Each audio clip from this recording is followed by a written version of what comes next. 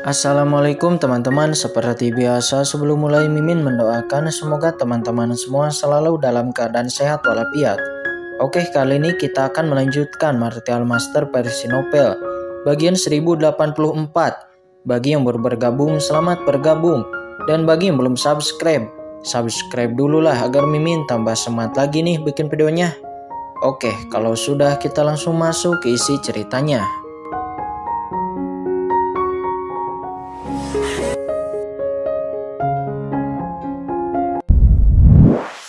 Berikutnya kembali ke keteraturan, dan kemudian Xiaolong dapat membawa mereka pergi dari sini dengan aman. Ini juga alasan mengapa Qin Chen tidak kembali saat ini. Melihat Qin Chen dengan sabar menangkap ikan lagi meskipun orang tua kecil itu depresi, namun dia tidak bisa mengendalikan pikiran Qin Chen. Dia pun hanya bisa duduk dengan ekspresi pahit dan dia pun mulai memancing ikan. Memancing ikan di segitiga kematian Bermuda, dan jika dia menyebarkan ini, orang tua kecil itu takut dia akan menjadi pemandu pertama di pasar gelap yang melakukan ini. Melihat Qin Chen begitu santai, Jenderal Qiong, Gu Limo, dan yang lainnya pun mulai memancing. Namun kali ini Qin Chen tidak seberuntung sebelumnya. Saat ini telah lama pancingan Qin Chen tidak bergerak. Apa kata Xiaolong akan ada banyak spesies asing yang tinggal di sini, di kawasan aman ini, menyerap napas segitiga kematian Bermuda. Kenapa sudah lama tidak ada pergerakan? Saat ini Qin Chen bingung, tetapi mentalitasnya sangat bagus karena tidak ada ikan yang mengambil umpannya. Qin Chen berada di kapal luar angkasa. Dia pun merasakan kekuatan galaksi neraka dan napas segitiga kematian Bermuda, dan pada saat yang sama mengkonsolidasikan kultivasinya sendiri. Di saat yang sama, palu perbaikan langit di tubuh Qin Chen juga bergetar ringan, dan ada pola cahaya yang menakjubkan di atasnya. Orang tua kecil itu bahkan tidak menyadari bahwa Qin Chen perlahan menyerap kekuatan di galaksi bintang neraka ini. Jejak aura galaksi perlahan memasuki tubuh Qin Chen. 1 hari, 2 hari, 3 hari. Seiring berjalannya waktu hari demi hari. Selama 3 hari berturut-turut, Qin Chen dan yang lainnya pun tidak mendapatkan apa-apa. Dan bahkan Gu Limo pun menjadi sangat bosan. Pada hari ketiga ini, pancingan Qin Chen akhirnya bergerak. Oke, Qin Chen tiba-tiba membuka matanya. Dia pun langsung menarik pancingannya secara tiba-tiba. Dan kemudian, joran itu bergetar hebat. Dan gaya tarik balik yang kuat datang dari pancingan tersebut. Hal-hal baik muncul. Qin Chen segera sangat gembira. Dan Gu Limo serta yang lainnya juga memperhatikan perubahan di tempat Qin Chen. Dan mereka semua bergegas maju. "Tuanku, kami akan membantu Anda." Gu Limo berteriak dan dia pun langsung membanting dengan keras. Dan dia mendengar suara benturan yang keras dan seekor udang laut besar sepanjang 3 kaki ditarik oleh Qin Chen. Udang laut ini panjangnya 3 kaki dan penuh dengan cahaya bintang. Cahaya bintang ini satu persatu bagaikan biji bunga matahari yang menyebar ke seluruh tubuh udang laut ini. Itu indah dan megah. Dan begitu udang laut ini jatuh di geladak kapal, itu pun terbanting. Gu Limo buru-buru menerekamnya. Namun dia langsung terpental oleh udang laut yang hampir jatuh dari kapal luar angkasa itu. "Jangan bergerak." Qin Chen berteriak dingin dan dia langsung mendesak tungku pilnya. Dan kemudian tungku besar itu berputar menekan udang laut itu. Akan tetapi udang laut itu nampak masih berjuang keras. Dan kemudian saya pun melihat serangga padat yang tak terhitung jumlahnya terbang keluar dari tubuh Qin Chen. Itu Xiaoyi dan Xiaohuo. Kedua serangga itu pun membungkus udang laut dan kemudian menelan kekuatan udang laut. Xiaoyi dan Xiaohuo bisa menelan hampir semua hal. Kekuatan galaksi neraka pada udang laut ini juga bisa ditelan. Dan ternyata efeknya sangat bagus. Udang laut yang tertindas bersamaan dengan sejumlah besar serangga pemakan api dan serangga pemakan ki. Qin Chen langsung mendesak cakram Gyo Qian Kun dan lalu menyimpan udang laut itu ke dalam cakram Gyo Qian Kun. "Tuanku, di mana udangnya? Kemana perginya udang itu?" kata Gu Limo. Dia pun buru-buru bergegas ke depan dan melihat langit di atas kapal luar angkasa yang kosong dan tidak ada yang tersisa. "Aku telah menyimpannya," kata Qin Chen. "Oh begitu, kukira udang laut besar itu kabur. Dan kelihatannya udang laut sebesar itu pasti enak," kata Gu Limo. "Makan, kamu hanya tahu cara makan," kata Jenderal Qiong. Jenderal, udang laut ini pasti enak. Ngomong-ngomong, orang tua kecil, apakah kamu tahu udang apa itu? Kata Guillemot, seraya menatap orang tua kecil itu. Seharusnya itu udang Raja Matahari, kata orang tua kecil itu seraya berdiri dengan bodohnya di kapal luar angkasa. Udang macam apa itu? Kata Guillemot, dia bertanya lagi. Udang bunga matahari raja itu adalah spesies asing di galaksi hantu ini. Hal ini sangat jarang terjadi. Tubuh mereka seperti bunga matahari, tertutup rapat dengan biji bunga matahari yang tak terhitung jumlahnya. Di saat mereka bernapas, seolah-olah langit sedang bernapas, jadi itu disebut udang Raja Matahari. Udang jenis ini sangat langka, umumnya tidak mungkin menangkapnya selama 1000 tahun.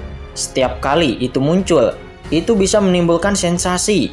Kalaupun dilelang di pasar gelap, nilainya sangat luar biasa. Udang bunga matahari raja sebesar sebelumnya itu setidaknya senilai dengan pena suci tingkat setengah yang mulia. Kata orang tua kecil itu. Itu hanya bernilai setengah dari pena suci tingkat yang mulia. Ini sedikit lebih buruk daripada koi pelangi, kata Guillemot dengan sedikit kecewa. Namun orang tua kecil itu kemudian menjelaskan lagi. Harta karun seperti koi pelangi sulit ditangkap. Meskipun udang Raja Matahari tidak seberharga koi pelangi, namun hal itu sudah dilebih-lebihkan. Selain itu, setelah cahaya bintang pada udang Raja Matahari dimurnikan, maka pembentukan susunan cahaya bintang di dalam tubuh bukanlah masalah kecil, kata orang tua kecil itu. Saat ini Qin-Chen tidak peduli dengan nilai udang Raja Matahari ini, namun ia hanya peduli dengan aturan galaksi yang terdapat pada udang Raja Matahari ini. Setelah menyesuaikan kembali kondisinya, Qin-Chen pun kembali memancing. Kali ini penantiannya sangat lama. Itu adalah hari kelima. Dan kemudian seekor ikan hitam dengan 2 wajah di depan dan belakang ditangkap oleh Qin-Chen. Begitu ikan ini ditangkap, kedua wajahnya memancarkan gejolak yang membuat jantung berdebar-debar. Tiba-tiba lelaki tua kecil itu, Guillemot, dan yang lainnya melangkah bersama.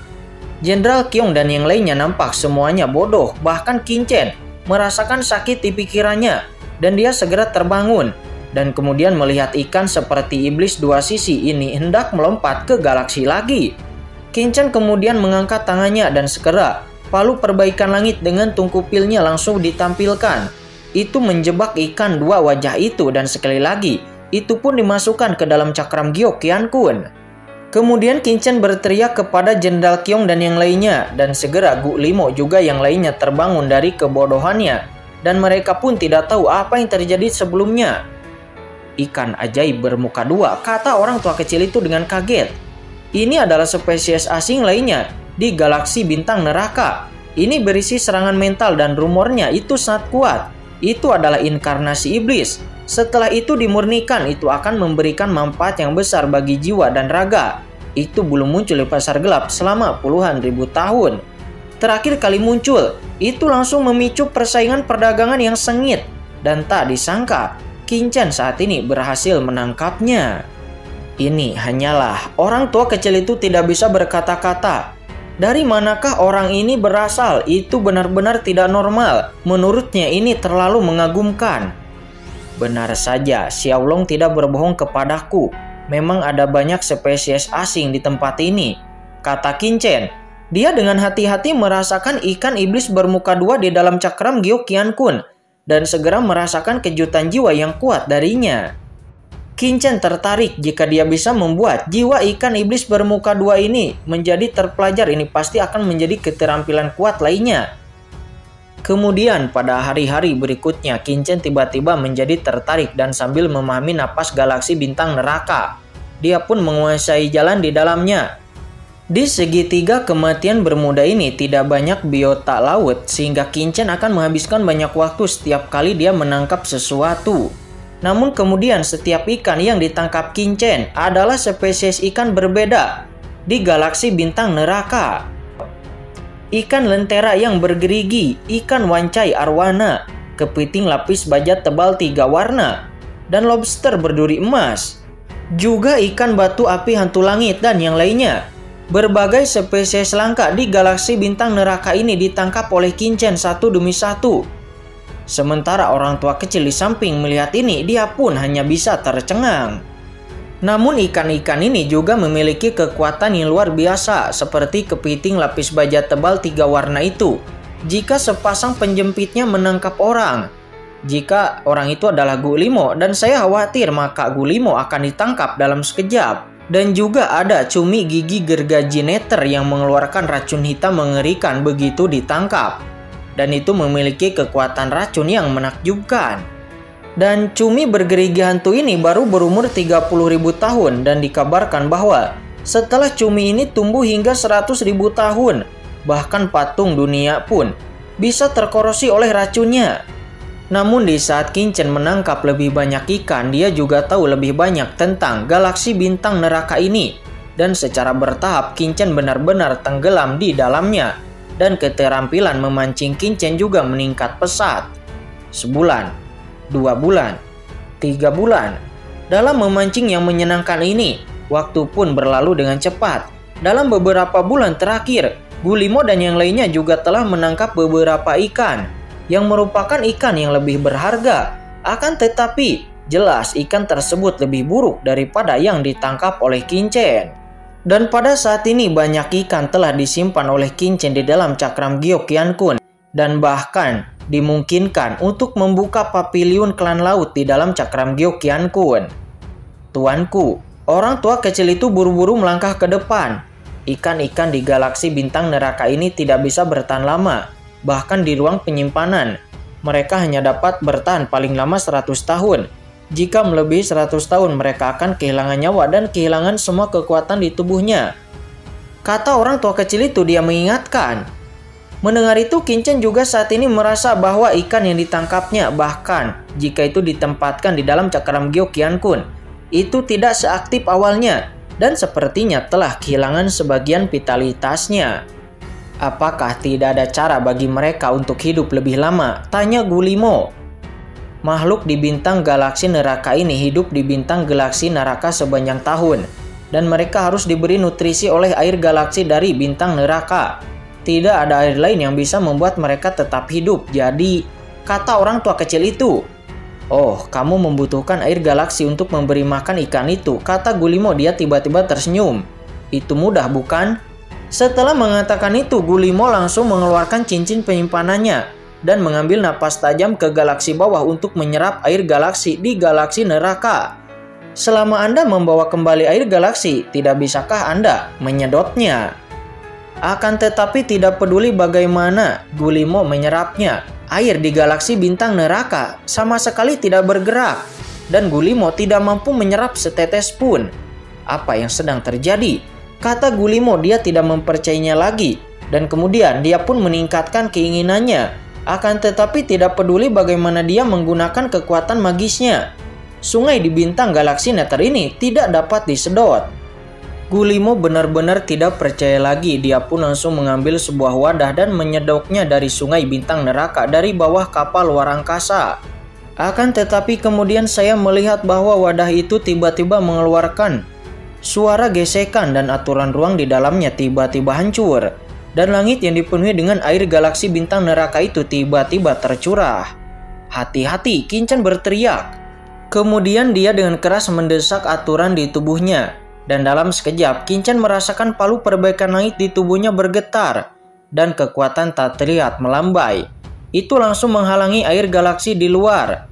Dan air galaksi bintang neraka itu pun langsung masuk lagi ke sungai galaksi bintang neraka. Tuanku, air galaksi ini sangat kuat. Itu mengandung aturan langit dan bumi dan itu sangat berat. Meskipun itu adalah artefak luar angkasa. Namun, jika Anda terburu-buru memasangnya, artefak luar angkasa itu akan langsung runtuh. Kata orang tua kecil itu, dia berkata, tetapi dia penuh dengan keringat dingin.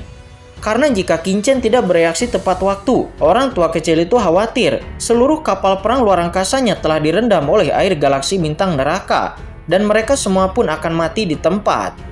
Sangat tidak normal, kata Gulimo seraya memandang baskom batu pecah yang hanya tersisa separuh di tangannya dan ruang di dalamnya pun hancur total dan ada rasa takut di wajahnya. Sementara orang tua kecil itu menatap Kinchen dengan kaget. Dia pikir dia pasti akan mati sebelumnya karena air galaksi bintang neraka sebelumnya mengalir ke sini. Namun dia belum pernah mendengar ada orang yang bisa menghentikan air galaksi bintang neraka. tetapi sebelumnya Qin Chen melakukannya. Senior ini benar-benar tidak terduga. Kata orang tua kecil itu, dia memiliki lebih banyak tebakan tentang Qin Chen, bahwa orang ini jelas bukan anggota dari suku Warajeg, karena bahkan para leluhur dari beberapa suku baris kedua di suku Warajeg tidak akan dapat mengatakan bahwa mereka dapat menghentikan air galaksi bintang neraka. Hei, barusan, air di galaksi bintang neraka ini sepertinya bisa dimobilisasi, kata Qin Chen. Saat ini dia menatap air galaksi di bawah. Dan dengan getaran palu perbaikan langit sebelumnya, itu memberi Qin Chen ilusi bahwa dia bisa mengendalikan air galaksi bintang neraka ini. Saya akan mencobanya, kata Qin Chen. Dia melihat air galaksi di bawah. Jika Qin Chen tidak bisa menyimpan air galaksi, maka makhluk laut di dalam cakram Gyeokyeon-kun yang telah ditangkap oleh Qin Chen sebelumnya itu akan segera mati. Qin Chen kemudian segera melakukannya setelah dia memikirkannya. Dengan gerakan di pikirannya, dia pun langsung mendesak cakram Gyeokyeon-kun. Dan tiba-tiba, air galaksi bintang neraka itu pun langsung mengalir deras ke tubuh Qin Chen. Air galaksi ini pun langsung dipimpin oleh Qin Chen untuk memasuki cakram Gyeokyeon-kun. Gemuruh. Ketika air galaksi bintang neraka ini memasuki cakram Gyeokyeon-kun, seketika seluruh cakram Gyeokyeon-kun mengeluarkan suara gemuruh. Namun segera, cakram Gyeokyeon-kun itu pun menjadi stabil lagi dan aturan yang tak ada habisnya melonjak dan ketenangannya pun dipulihkan. Berhasil, kata Qin Chen di saat merasakan cakram Gyeokyeon-kun dengan kaget dan kekuatan dunia meresap menstabilkan ruang ini. Cakram Gyeokyeon-kun dibuat oleh alam semesta, ini sungguh luar biasa. Meskipun Qin Chen sudah bersiap, namun dia sangat bersemangat melihat bahwa cakram Gyeokyeon-kun benar-benar dapat menampung air sungai bintang neraka. Dan dengan cara ini, ikan di dalam cakram Gyeokyeon-kun tidak akan mati. Namun, air galaksi bintang neraka yang sedikit saja tidak cukup, kata Qin Chen. Dia pun kembali mendesak cakram Gyeokyeon-kun, dan tiba-tiba, sungai bintang neraka itu muncul dari galaksi seperti naga panjang dan tiba-tiba memasuki tubuh Qin Chen. Saat ini di samping, nampak orang tua kecil itu sepertinya merasakan sesuatu dan buru-buru menoleh. Apa yang dia lihat? Qin Chen sebenarnya mengumpulkan air dari sungai bintang neraka. Apakah aku terpesona? Kata orang tua kecil itu, dia menggosok matanya dengan kuat. Tetapi dia menemukan bahwa Qin Chen berdiri di sana tanpa bergerak. Kali ini juga sama setelah Qin Chen menyerap air galaksi bintang neraka ini, cakram Gyeokyeon-kun pun bergetar hebat lagi. Kemudian Qin Chen memotivasi cakram Gyeokyeon-kun untuk membuat cakram Gyeokyeon-kun distabilkan lagi. Dan di bawah stabilitas Qin Chen, cakram Gyeokyeon-kun yang awalnya bergetar hebat kembali menjadi tenang sekali lagi. Dan setelah mengalami pengalaman ini, Qin Chen tiba-tiba menemukan bahwa aura cakram Gyeokyeon-kun menjadi semakin dalam. Meskipun sungai bintang neraka ini dapat menghancurkan struktur dunia di dalam cakram Gyeokyeon-kun, namun pada saat yang sama setelah distabilkan itu sebenarnya dapat mengkonsolidasikan cakram Gyeokyeon-kun dan membuatnya lebih dalam. Selanjutnya Qin Chen terus diam-diam menyerap air dari sungai bintang neraka, tetapi dia juga tahu bahwa masalah ini terlalu mengejutkan. Jadi dia pun hanya menyerapnya secara diam-diam tanpa diketahui oleh Jenderal Kyong dan yang lainnya. Sungai bintang neraka yang ada di dalam cakram Gyeokyeon-kun yang semula hanya genangan air, itu pun terus bertambah dan lama-kelamaan itu pun berubah menjadi sungai kecil dan itu terus meluas. Dan untuk menstabilkan cakram Gyeokyeon-kun, Qin Chen bahkan mendesak palu perbaikan langit, menggunakan kekuatan palu perbaikan langit untuk menekan air bintang neraka ini. Akhirnya, ketika air yang diserap dari sungai bintang neraka berubah menjadi sebuah danau yang luas di dalam cakram Gyeokyeon-kun. Akhirnya, cakram Gyeokyeon-kun pun mencapai batasnya, dan struktur ruang di dalamnya kembali berguncang dengan hebat. Qin Chen pun berhenti menyerap air dari sungai bintang neraka, karena danau sebesar itu sudah cukup untuk kelangsungan hidup ikan-ikan yang sudah ditangkap Qin Chen sebelumnya. Namun faktanya ini semua juga disebabkan oleh Poniblis dari 10.000 alam. Dan karena keberadaan Poniblis dari 10.000 alam merupakan bantuan yang luar biasa dalam menstabilkan ruang alam semesta cakram Gyeokyeon-kun.